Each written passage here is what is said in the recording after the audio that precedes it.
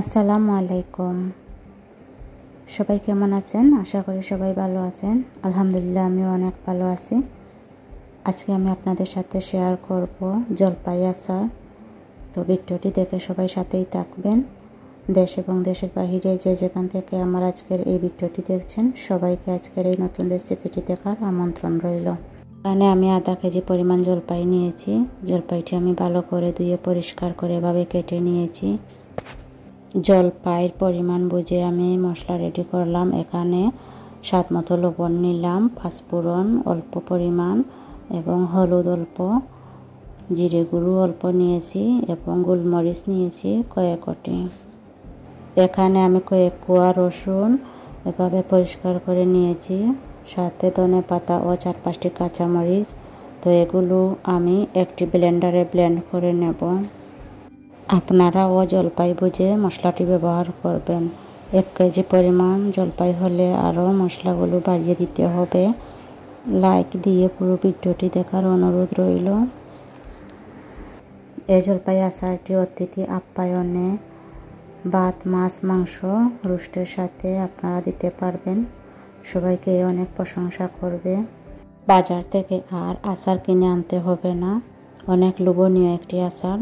অবশ্যই আপনারা এটি ট্রাই করে দেখবেন এবং কমেন্ট করে আমাকে জানাবেন এই রেসিপিটি আপনাদের কাছে কেমন লাগলো। তো আমার ব্লেন্ড করা হয়ে গেছে, একটি বাটিতে নিয়ে নিলাম। এবার চুলায় একটি কড়াই বসিয়ে 1 কাপ সরিষার তেল দিলাম।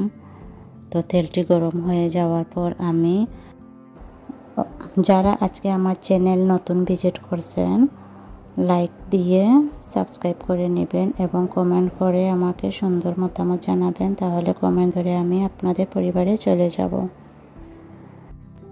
রসুন কুচি দিয়ে দিলাম অল্প পরিমাণ, দিয়ে ভালো করে নেড়ে এখানে আরও কয়েকটি রসুন কোয়াও দিয়ে দিলাম, দিয়ে ভালো করে নেড়ে বাদামি কালার করে নিচ্ছি।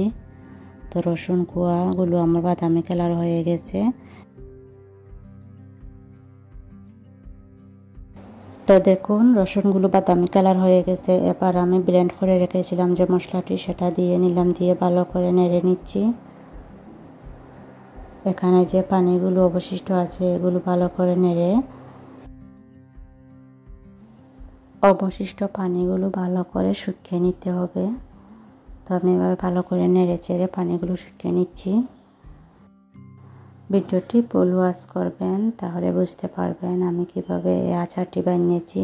এই আচারটি অনেক লোভনীয় একটি আচার। আপনারা অবশ্যই বাসায় ট্রাই করবেন এবং খেতে অনেক মজা হয়। এ পর্যায়ে আমি অল্প পরিমাণ লবণ দিয়ে নিলাম যাতে পানিগুলো তাড়াতাড়ি শুকিয়ে যায়। তো এবার নেড়ে চেড়ে আমি পানিগুলো ভালো করে শুকিয়ে নিলাম। এবার জলপাইগুলো দিয়ে নিলাম। তো আমি সবকটি জলপাই এখানে দিয়ে ভালো করে নেড়ে নিচ্ছি। এবার চুলার ভলিউমটি কমিয়ে দিলাম। তো হালকাভাবে নেড়ে আমি কিছুক্ষণ এভাবে নেড়ে চেড়ে জলপাই আচারটি রেডি করে নিচ্ছি।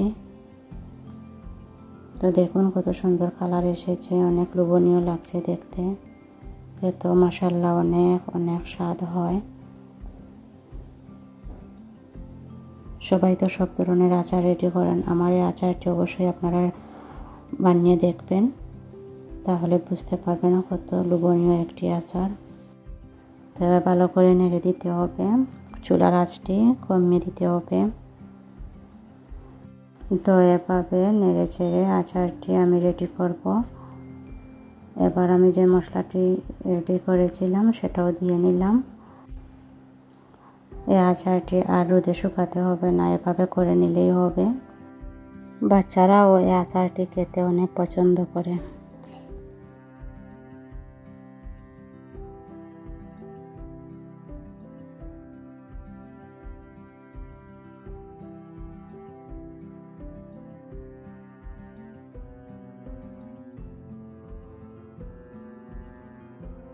এ পর্যায়ে কয়েকটি কাঁচামরিচ দিয়ে নিলাম। কাঁচামরিচ দিয়ে হালকাভাবে নেড়ে নিচ্ছি। তো আচারটি প্রায় আমার হয়ে গেছে। এ পর্যায়ে আমি চুলাটি বন্ধ করে দিলাম। তো আমি ঠান্ডা হওয়া পর্যন্ত অপেক্ষা করব।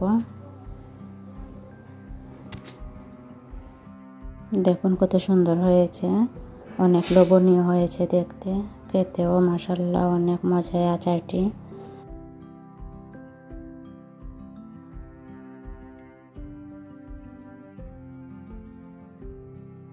তো আমার আচারটি হয়ে গেছে, এবার আমি একটি বাটিতে পরিবেশন করে নিচ্ছি। তো যারা এখনও ভিডিওটি দেখে যারা লাইক করে নাই, প্লিজ লাইকটি করে দিবেন এবং আমার সাথেই থাকবেন।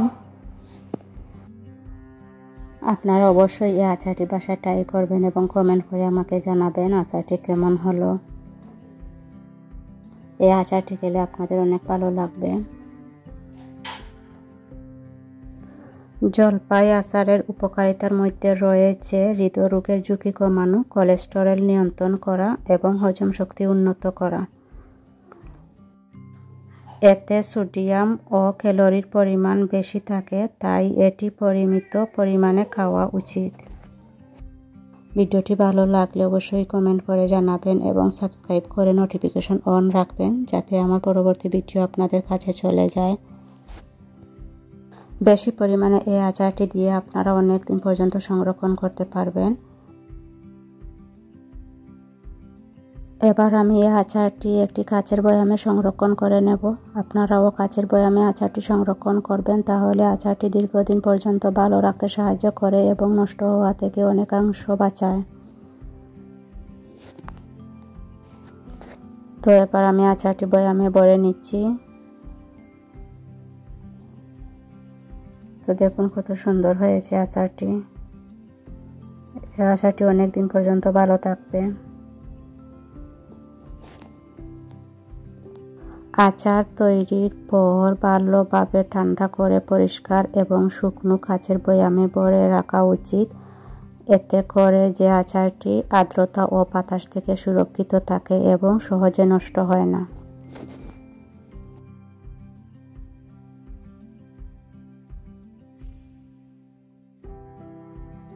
আচারগুলো বয়ামে ভরে নিলাম। এবার সব শেষে আমি সিরকা দিয়ে নিলাম। সিরকা না দিলেই নয়, এটা না দিলে আচারগুলো নষ্ট হয়ে যাবে। তো সিরকা দিয়ে আমি বয়ামের মুখ লাগিয়ে নিলাম। তো দেখুন আমার আচারটি হয়ে গেছে। এভাবে অতি সহজে আপনারা আচারগুলো রেডি করবেন। তো এটা আর রোদে শুকাতেই হবে না, এভাবেই করে রেখে দিলেই হবে। আজ এ পর্যন্তই। সবাই ভালো থাকবেন, সুস্থ থাকবেন। আল্লাহ হাফেজ। আসসালামু আলাইকুম।